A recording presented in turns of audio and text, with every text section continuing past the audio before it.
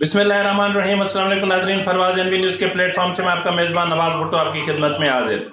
नाज़रीन, एक चीज़ हमेशा के लिए जहन में रख लें कि जब भी इदारे तकसीम का शिकार होते हैं, यानी तकसीम दर तकसीम की तरफ ये मामला जाते हैं, तो उससे न सिर्फ इदारों की बुनियादें कमज़ोर होती हैं, बल्कि उसके असरात पाकिस्तान या उस मुल्क या उस रियासत के से मुंसलिक जो दीगर इदारे होते हैं उन पर भी पड़ता है। तो ये सिचुएशन बहुत क्रिटिकल होती है। जिस तरह आप देख रहे हैं कि इस वक्त सुप्रीम कोर्ट तकसीम दर तकसीम में चली आई है, और इस वक्त जो मामलात हैं, एक लिहाज से मैं आपको पहले भी एक वीलॉग में बता चुका हूँ कि अब मामलात किसी हद तक लिसानियत की तरफ भी जाते हुए दिखाई दे रहे हैं। तो बहरहाल आज सुप्रीम कोर्ट में क्या होना है, और जिस तरह चीफ जस्टिस साहब ने कहा था कि कल मैं आपको पीर के रोज़ आपको बहुत अच्छी खबर मिलेगी, और वो अच्छी खबर आज क्या हो सकती है, यकीनन जब तक बेंच बैठेगा तब तक तो ये एक सरप्राइज़ है, लेकिन क्या हो सकता है और क्या नहीं हो सकता, क्योंकि हम जहाँ रहते हैं ये आलम मुमकिनात है और यहाँ कुछ भी नामुमकिन नहीं है। तो इन तमाम हक़ाइक़ को जानने के लिए बात करते हैं इमदाद सुमरो साहब से। आपको पता है कि इमदाद सुमरो साहब लाहौर से ताल्लुक़ रखते हैं और एक बहुत जाने माने सहाफ़ी हैं, और सियासत पर और इन अदालती उमूर पर या जो कॉन्स्टिट्यूशनल इश्यूज़ होते हैं उन पर उनकी बहुत गहरी नज़र होती है। तो इमदाद सुमरो साहब, आप क्या समझ रहे हैं कि आज कौन सा बड़ा सरप्राइज़ मिल सकता है, क्योंकि हुकूमत का जो अपना मौक़िफ़ है वो भी सामने आ चुका है, और वज़ीर दाखिला भी ये बता चुके हैं कि वो क्या करने जा रहे हैं, और गुज़िश्ता 2 रोज़ से जो मुलाकातें चीफ जस्टिस की रिहाइश गाह पर होती रही हैं, उसके बाद आज यानी क्या हो सकता है मुमकिना तौर पर? देखिए, अब हम इस पर तो कोई अंदाजा नहीं लगा सकते कि क्या हो सकता है, लेकिन जो ऑप्शंस मौजूद हैं, एक तो ये है कि सुप्रीम कोर्ट जो पंजाब और खैबर पख्तूनख्वा के इंतखाबात के हवाले से उनका जो फैसला है, अपने उस फैसले पर अमल दरामद करवाने के लिए सुप्रीम कोर्ट कह देगी जिस पर अमल करना है, और जाकर अमल करे, तारीख दे दे। फिर एक सुप्रीम कोर्ट खुद तारीख दे दे कि फलां डेट को इंतखाबात करवाने। एक ऑप्शन ये है। अच्छा, ये ऑप्शन अगर सुप्रीम कोर्ट अडॉप्ट करती है तो उस सूरत में ये होगा कि हुकूमत पहले से इनकार कर चुकी हुई है। हुकूमत कह चुकी है कि जी हम नहीं मानते, इस बेंच को नहीं मानते, हम जो है वो ये बेंच जो भी फैसला देगी उस पर अमल दरामद नहीं करेंगे। हुकूमत क्लियर कट कह चुकी हुई है।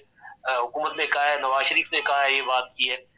दूसरा ऑप्शन ये हो सकता है कि जी वो अदालत कहे कि जी आप सियासी कुव्वतें आपस में बैठे और बैठकर जो है आपस में हल निकालें। उसके लिए अदालत एक ऑर्डर जारी कर दे, जो कि अदालत ने कहा भी था कि जी अगर सारी फरीकें बैठने को तैयार है तो हम सबको कह देते हैं बैठ जाएं। इसके लिए फिर पीटीआई के जो वकील हैं इमरान खान साहब के, उन्होंने कहा था कि जी हम जो है इमरान खान साहब की तरफ से गारंटी करवाते हैं कि आप बैठा दें, हम बैठने को तैयार हैं। एक ऑप्शन ये हो सकता है, लेकिन उसमें भी हुकूमत ज़ाहिर है उस पे इनकार कर चुकी है। वज़ीर आज़म कह चुके हुए हैं कि हम इमरान खान के साथ नहीं बैठेंगे। कल मौलाना फजलुर रहमान साहब ने जो पीडीएम का सरबराही इजलास हुआ था अपना इत्तेहादियों का, हुक्मरान इत्तेहाद का, जिसमें पीपल्स पार्टी भी थी, उसमें भी कहा गया कि जी इमरान खान को के साथ मुज़ाकरात नहीं होंगे।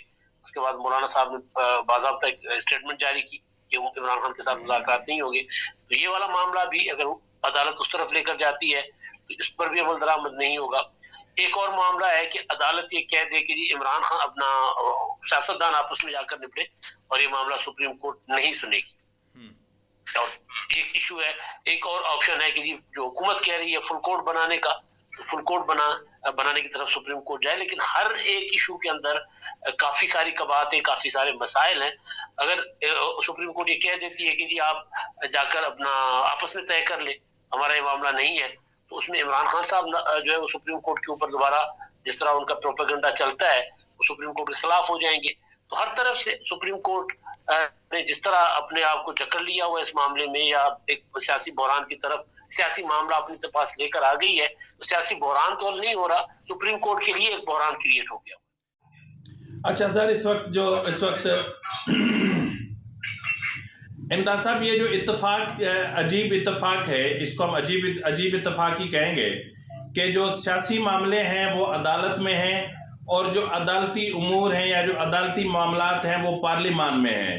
तो अगर मतलब ये यूं समझ लें कि इस मौजूदा सूरत हाल में अगर कोई चीज़ अपनी प्रॉपर फोरम पे नहीं होगी तो फिर उसके असरात क्या निकल सकते हैं?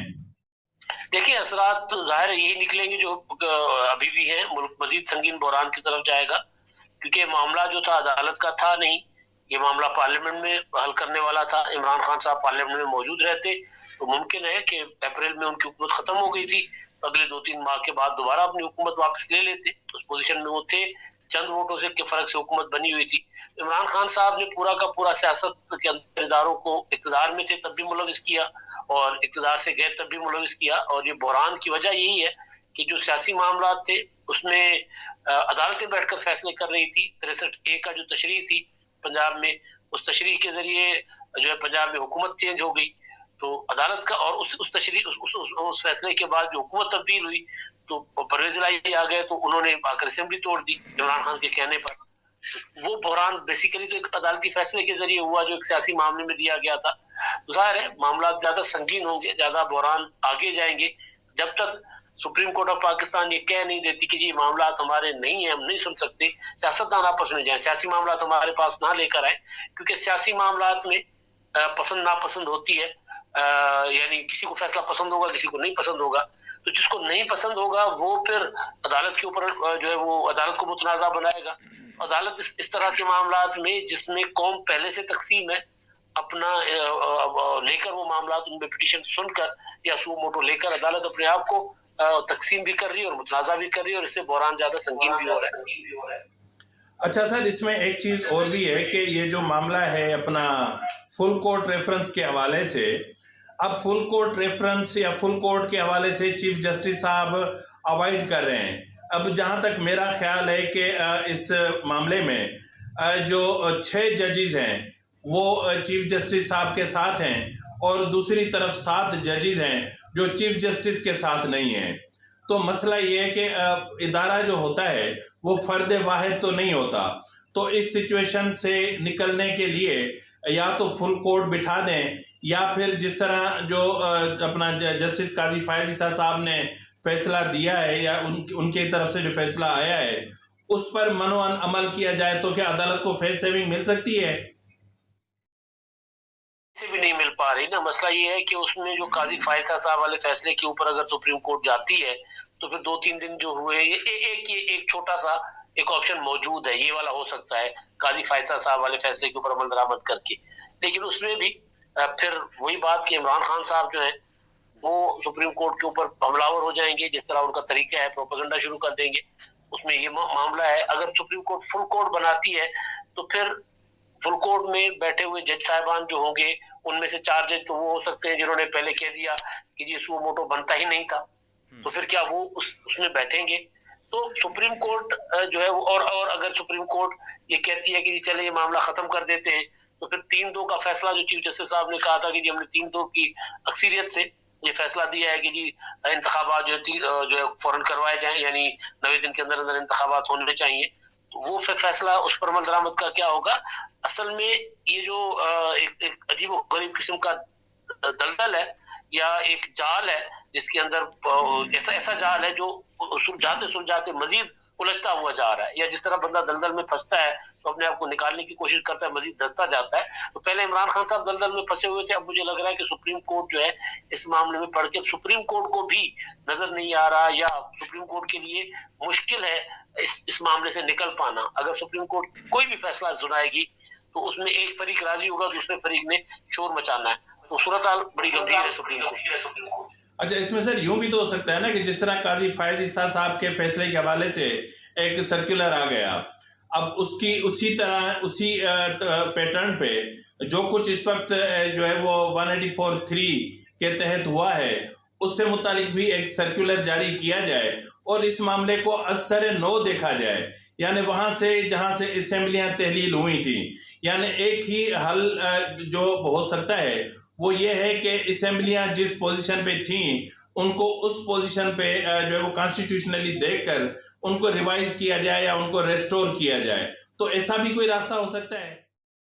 ऐसा रास्ता हुकूमत के लिए काबिल कबूल नहीं होगा, क्योंकि एक पॉलिटिकल मामला है ना, सियासी मामला जिरगों में पंचायतों में बैठकर तो हल हो सकते हैं, अदालतों में नहीं हो सकते। अदालत का फैसला तो होता है वो बिल्कुल क्लियर कट होता है। अब यहाँ मसला ये है कि इसी अदालत ने असेंबलियों की तहलील के मामले के ऊपर फैसला सुना दिया कि इंतखाबात करवा दें 3-2 की अक्सरियत से। हालांकि ये सवाल उठाया गया था अदालत में, जब 9 रुकनी बेंच था, उन्होंने कहा था कि असेंबली पहले तो ये देखा जाए कि असेंबलियां ठीक टूटी है कि नहीं टूटी है इन्हीं तरीके से, तो फिर अब इस तरफ अदालत कैसे जाएगी। ये बड़े अजीब व गरीब किस्म की सूरत हाल बन गई है। अदालत पीछे नहीं जा सकती।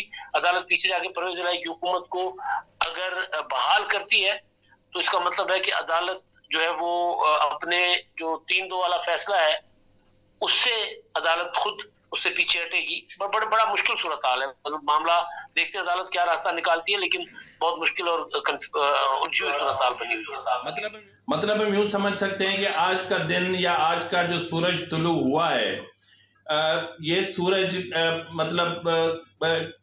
हैरानकुन भी हमारे लिए हो सकता है, या फिर जो आज का दिन है हमें बहुत बड़ा सरप्राइज भी दे सकता है या फिर धचका भी दे सकता है। देखिए, आज के दिन के लिए तो नहीं कह सकते। वो तो चीफ जस्टिस साहब ने कहा था कि जी पीर का जो सूरज तुलू होगा वो अच्छी खबर लाएगा, लेकिन आज जाहिर है फैसला, मुझे नहीं लगता कि आज कोई फैसला होगा, किस तरफ मामला जाएगा। अब इस मामले की समाअत मुझे लगता है कि कुछ होगी, क्योंकि इसमें अभी ये देखना है कि हुक्मरान इत्तेहाद ने कहा था कि जी हम जो है वो मुस्तरद करते हैं, एतमाद नहीं करते। अब एतमाद बाइकॉट की तरफ जाता है, उनका अदम एतमाद, या फरीक बनने की जो दरखास्त है उस दरखास्तों के ऊपर वो इंसिस्ट करेंगे। काफी सारी चीजें हैं, अभी तो बहुत इब्तदाई है, क्योंकि उस तरह तो अभी समाअत हुई भी नहीं है मामले। मतलब इस समाअत को खत्म होते होते अक्टूबर आ जाए? नहीं, अक्टूबर तो नहीं आना, चंद दिन की बात है, लेकिन आज ये मामला यानी सोमवार को ये मामला मुझे नहीं हल होता नजर आ रहा। बहुत शुक्रिया इमदाद साहब, आपका बहुत शुक्रिया, आपने टाइम दिया। तो नाजरीन, जिस तरह आपने सुना इमदाद साहब की बातों से आप खुद अंदाजा लगा सकते हैं कि इस वक्त सुप्रीम कोर्ट एक ऐसी दलदल में धंसी हुई है जहां से ना तो खुद को निकाल पा रही है और ना खुद निकल पा रही है, और ना ही कोई अदालत को रेस्क्यू करके निकाल सकता है।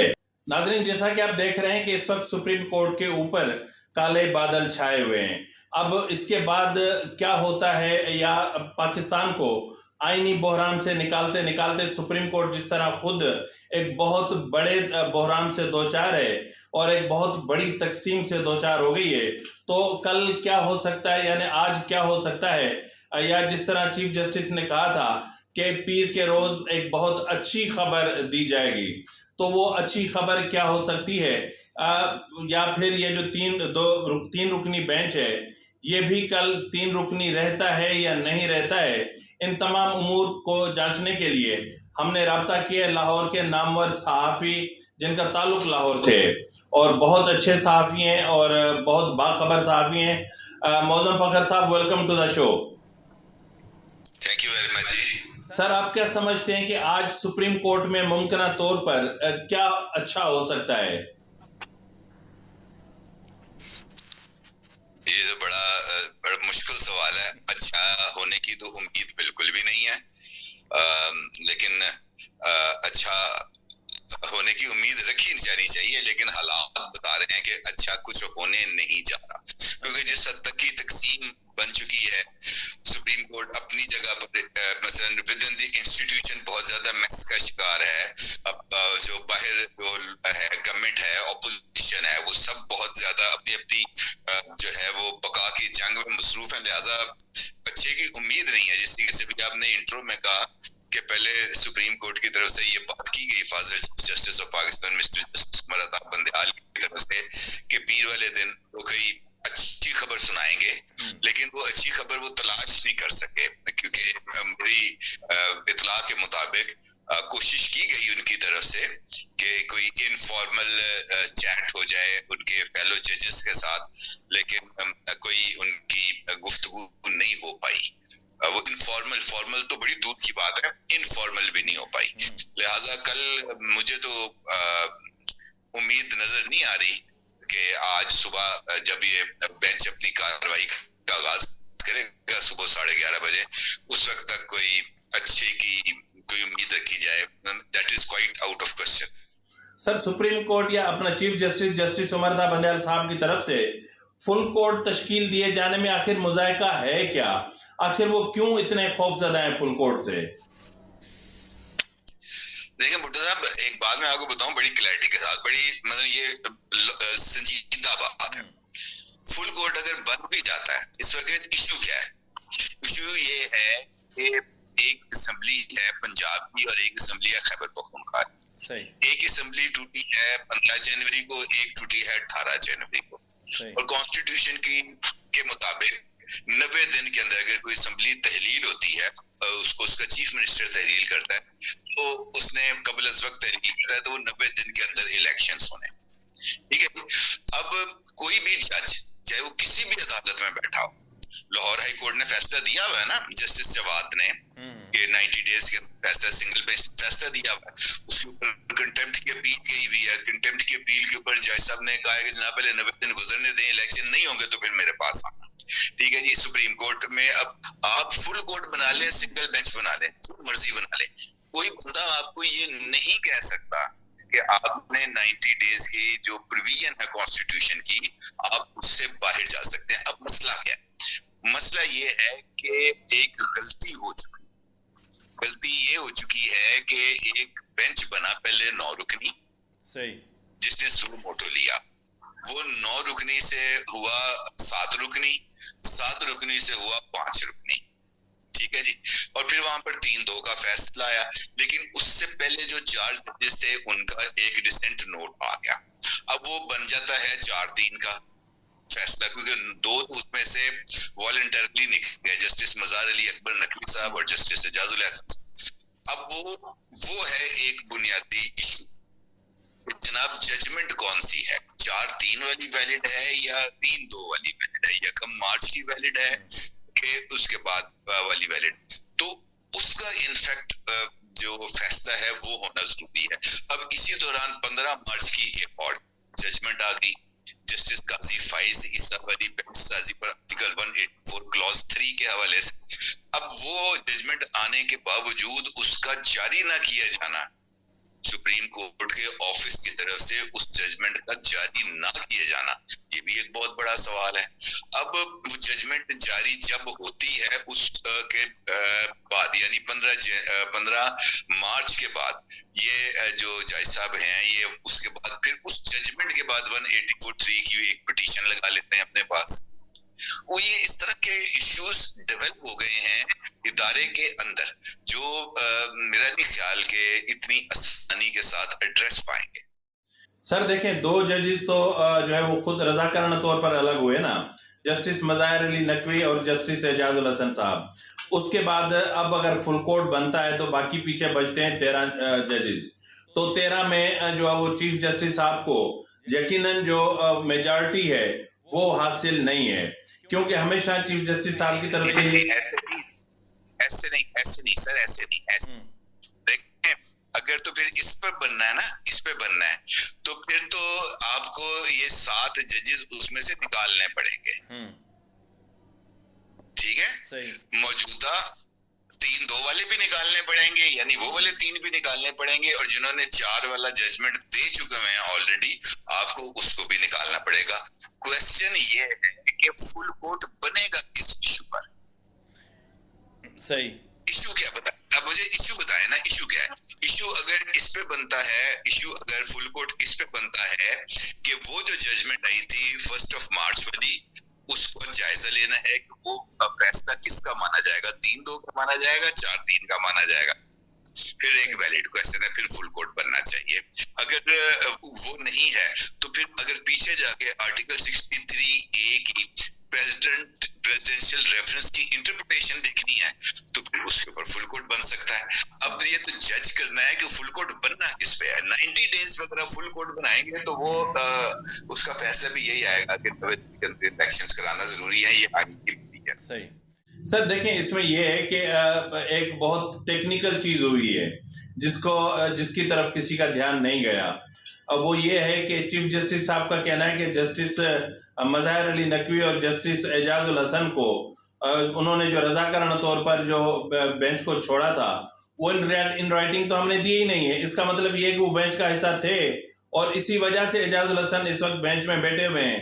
तो इतनी जो कंट्रोवर्सीज क्रिएट की जा रही हैं, ये तो अदलिया को किस मोड़ पर लेकर जाकर छोड़ेंगे? नहीं, मेरा नहीं ख्याल कि ऐसी कोई बात है। वो जो दो जज साहिबान जस्टिस इजाजुल एहसन और जस्टिस मजार अली अकबर नकवी साहब ने जो माजरत की थी, वो जो ऑर्डर ऑफ द कोर्ट आया था, उस ऑर्डर ऑफ द कोर्ट में ये बात मेंशन है कि जनाब दो जज साहबान ने माजरत कर दी थी और दो को चीफ साहब ने जो है वो लिया नहीं बेंच पे, तो इस वजह से वो 5 रह गए। वो जो ऑर्डर ऑफ द कोर्ट है उसके अंदर ये बात बड़ी क्लैरिटी के साथ मेंशन है। अब चूंकि दो जजेस बैठे उन्होंने माजरत कर ली क्योंकि दबाव बहुत ज्यादा है जस्टिस साहब दोनों साहिबान के ऊपर, तो अब उनका दोबारा आकर बैठना इसमें कोई मुजायका नहीं है क्योंकि उन्होंने तो मेजर केस सुना ही नहीं है। हाँ, ये जरूर है कि उनकी तरफ से वो नोट आया था फॉर आर्टिकल 184 क्लॉज 3 का। सही। तो सर देखें, इसमें अब क्या सुप्रीम कोर्ट फेस सेविंग तलाश कर रही है या इस बहरान का हल तलाश कर रही है? नहीं, फेस सेविंग नहीं। देखिए, मैंने आपको बता रहा हूँ ना कि इस वक्त तो सर्वाइवल की लड़ाई है। सही। हर एक जगह पर सर्वाइवल की लड़ाई है। अब अगर एक इनफॉर्मल मीटिंग के लिए चीफ साहब बुला रहे हैं और वो इनफॉर्मल मीटिंग नहीं हो पा रही, तो इस बात का क्या मतलब है? इस बात का मतलब है कि इदारे के अंदर तो वजह मौजूद है। हुकूमत और हुक्मरान इत्तेहाद अगर इस बात का ऐलान कर रहे हैं कि वो किसी भी सूरत 3 रुकनी बेंच के सामने पेश नहीं होंगे और उसके फैसले को तस्लीम नहीं करेंगे, इसका मतलब यह है कि गवर्नमेंट के अंदर भी, हुक्मरान इत्तेहाद के अंदर भी कुछ चीजें चल रही हैं। इमरान खान साहब की तरफ से अगर ये ऐलान आता है कि अगर अदलिया की आजादी के ऊपर शब मारने की कोशिश की गई तो मैं सड़कों पर आऊंगा, उनकी बात समझ में आती है कि इस वक्त उनको पॉलिटिकली इसी तरह के एक अग्रेसिव नैरेटिव की जरूरत है और वो उस अपने अग्रेसिव नैरेटिव को अच्छे तरीके से टो करें। कहने का मतलब यह है कि इस वक्त वो जो तीनों लोग हैं वो मुख्तलिफ जगहों पर फंसे पड़े हैं और उनके लिए जो है ना अपने शक्ल से बाहर निकलना बहुत ही ज्यादा मुश्किल है। सही। बहुत मेहरबानी मौजम भाई, अल्लाह ताला आपको खुश रखें और आपने हमें टाइम दिया और इंशाअल्लाह ताला जिंदगी रही तो फिर मुलाकात होगी। तो नाज़रीन, जिस तरह आपने मौजम भाई का सुना कि इस वक्त मामला फेस सेविंग का भी नहीं है, इस वक्त मामला ये भी नहीं है कि क्या करना है, लेकिन आइन एक चीज को क्लियर करता है कि जब असेंबली की तहलील होती है तो विद इन 90 डेज इलेक्शन होने हैं। अब ये फैसला किसने करना है? अब या तो पार्लियामान करेगा, यानी पार्लियामान से मुराद ये है कि या तो वफाकी हुकूमत जो उनको फैसिलिटेट करना होता है इलेक्शन कमीशन को, या तो वो करे, या तो फिर जो है वो ये फैसला जो है वो जो पॉलिटिकल पार्टीज हैं वो आपस में बैठकर करें, यानी एक ग्रैंड डायलॉग की जरूरत है। या तो फिर जो है वो बाकायदा सुप्रीम कोर्ट पर छोड़ दिया जाए कि जी जो आप फैसला करेंगे वो हमारे लिए काबिल कबूल होगा, तो या तो फिर सुप्रीम कोर्ट पर मुकम्मल ट्रस्ट किया जाए। अब इस वक्त जिस तरह हर कोई फरार के रास्ते अख्तियार कर रहा है, तो ऐसी सूरत हाल में यकीनन पाकिस्तान एक बहुत बुरे बहरान का शिकार हो सकता है। तो नाज़रीन, इसी के साथ ही अपने मेजबान नवाज भुट्टो को इजाजत दीजिए। अल्लाह हाफिज।